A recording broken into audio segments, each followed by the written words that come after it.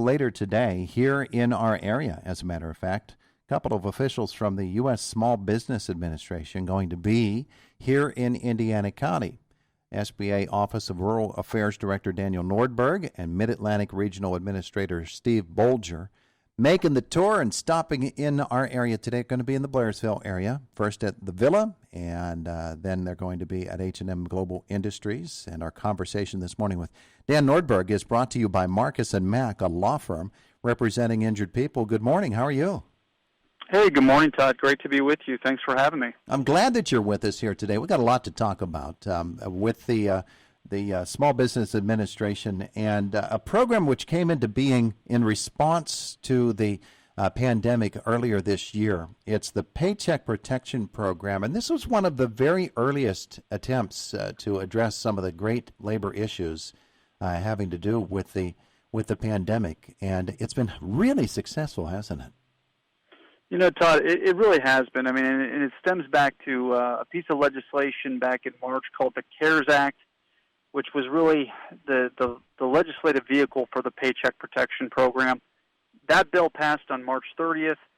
6 days later, SBA implemented the Paycheck Protection Program, which at this time has ushered in over $500 billion in small business loans, really designed to allow and empower small businesses to retain their employees and really continue serving the communities that they're so embedded in. So it has been a very successful program, and we're really enjoying the opportunity to hear firsthand from rural entrepreneurs on how they've benefited it and what assistance they may need moving forward. Now, you're a White House appointee, and so Steve, so take me inside that whole process of making an idea into a policy and then implementing that policy. It's not a one-step process by any means. No, you know, and certainly for us, you know, we're the representatives of the Trump administration, but also we're implementing the policies set forth by Congress. And no one has ever encountered anything like this pandemic, certainly in recent history.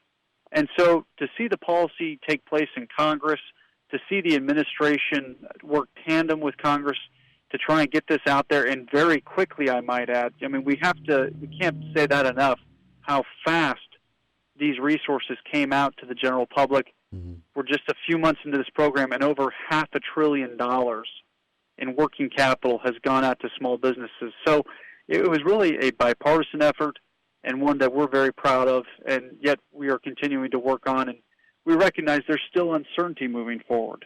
And so that's why it's really important for us to hear firsthand from these business owners how the program has worked and what they may need moving forward. Well, that's the interesting thing about it to me is you hear about it right when it starts. And we had a lot of folks come on, officials from our area and around the state, talking about the fact that payroll protection program is really timely and needed. And we're so glad it's here. And then it sort of goes away as a front page issue, and you just assume that it's working and it's working well and it's helping people. You're telling me, yes, it is.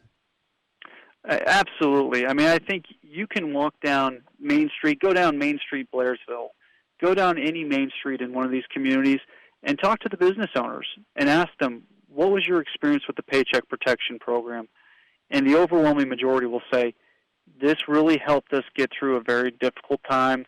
And not only that, has put us on better footing moving forward, that we can actually see some light at the end of this tunnel. We've been able to retain our employees.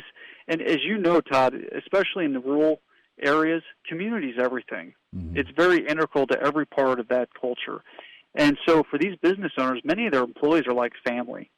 And so for them to have been able to retain those employees, utilize those Paycheck Protection Program funds to do so, that's of the utmost importance. And so it has worked very well. But look, we're also looking towards the future. We recognize that there's a level of uncertainty as we move into the fall. And so that's the next course of conversation. What more can we be doing? What additional assistance might be necessary? And really hearing firsthand from those business owners. We can understand how painful it would be for a business owner to have to say to a longtime employee, I just don't have the business. I can't keep you here. And that's what Paycheck Protection Program is all about, keeping people on the job. And it's really it's a unique program because it can turn a loan into a grant by some really simple and yet compassionate steps by the business owners. That's right. I mean, really the impetus as set forth by the administration and by Congress was, the use of proceeds for this loan program. If you use it for employer retention, there's also some allowable usage for rent and utility payments, but the main focus is that 60% of that loan has to be utilized for employer retention. And if you meet those guidelines, then you're in a position where this loan will be 100% forgivable.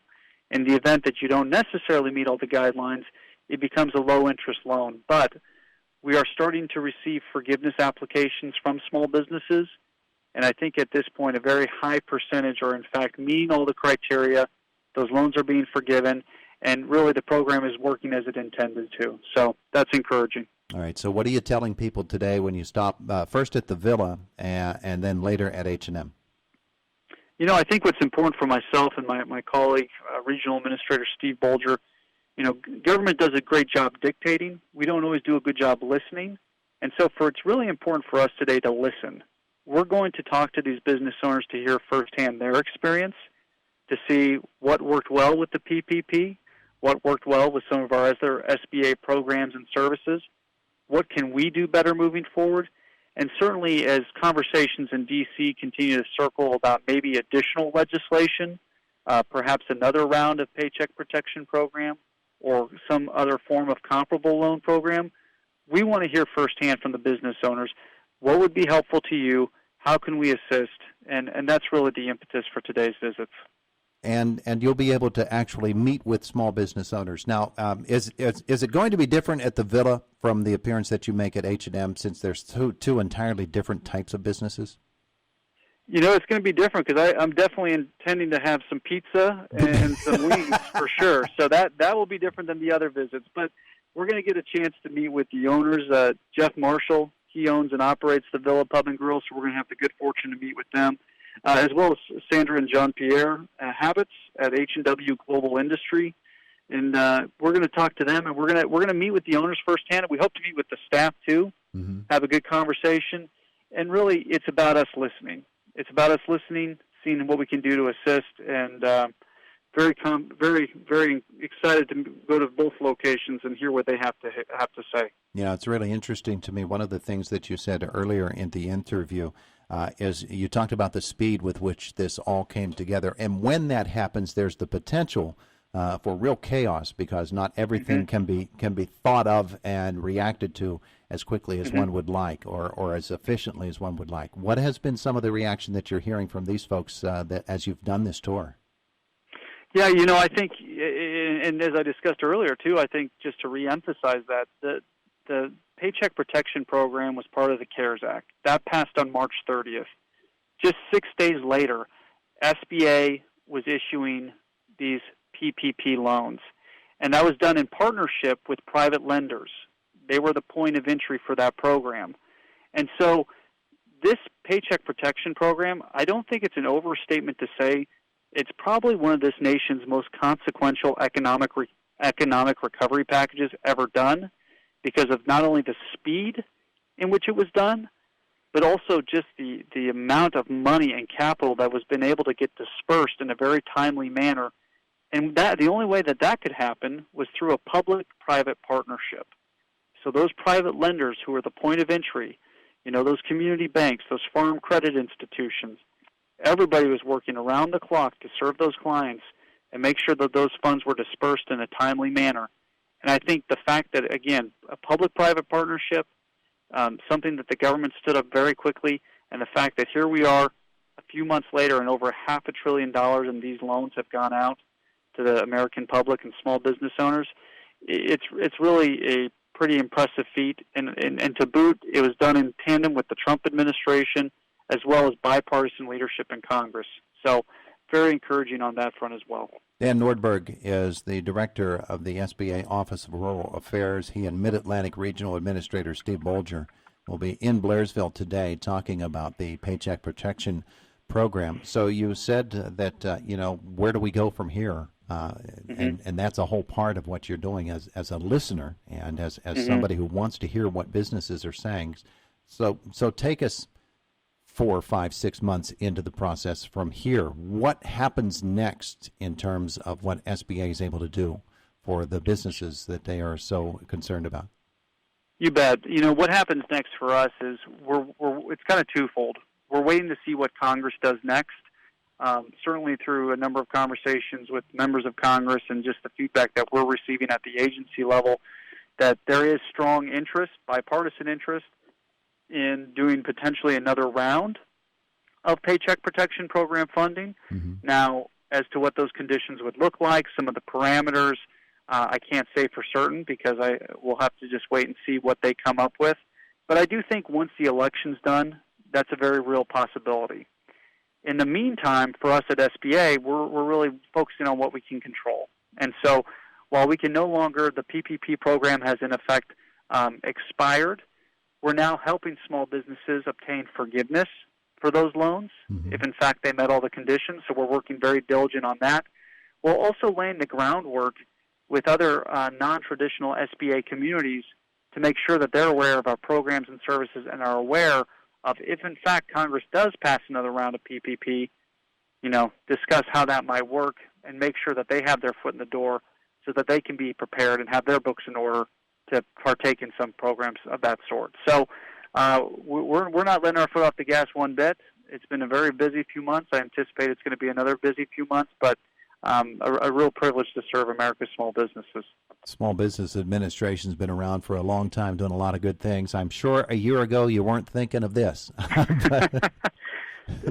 Todd, no, none of us were. And, I think the one thing to be really encouraged about is small business owners, these entrepreneurs, are some of the most resilient and innovative people that you will ever meet. And traveling this great country and talking to business owners in all sorts of different rural markets, one thing really stands true, and it's just that resiliency. And, if you see it in Indiana County as well as anywhere else in the country, they're finding new business models, they're finding new efficiencies, and they're making it work. And so I think we're starting to see some light at the end of the tunnel. No question, there's still some uncertainty out there, and that's where we're going to do our best to help and assist any way we can.